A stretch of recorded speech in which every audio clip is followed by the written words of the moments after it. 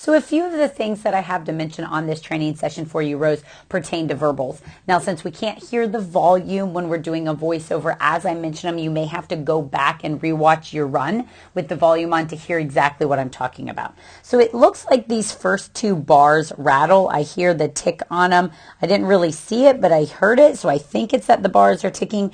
Do make sure that you have as much distance back from jump number one as possible. Now, I know it's somewhat limiting because of the weave poles there, but when you want the dog to jump in full extension, it's only fair that you allow them to jump in full extension. So we don't want to put them too close where they can't get that long extended arc and then struggle to clear the bar.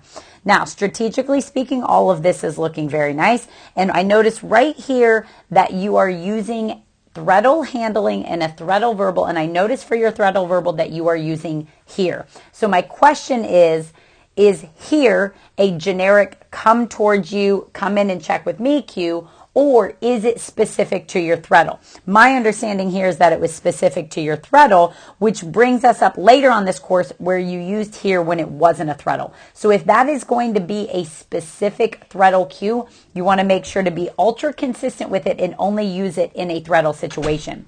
Now, the other verbal part that we're not going to see here is she did release before you said free.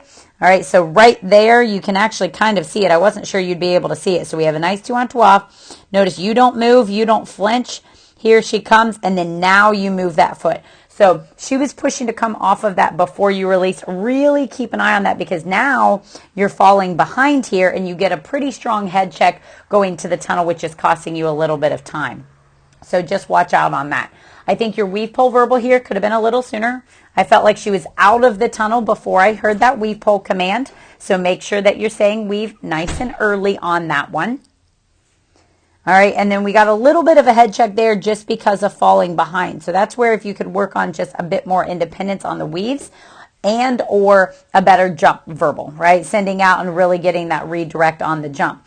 Now, strategically speaking, this was the only spot where I thought strategy-wise, coming over this jump, turning to the right and going to the tunnel seemed like the longer and less efficient path than if you would have gone over, turned left to drive in the tunnel. So it looks like the turn to the left would have been an easier jumping effort and a shorter line. So this turn here just seemed like the less efficient option.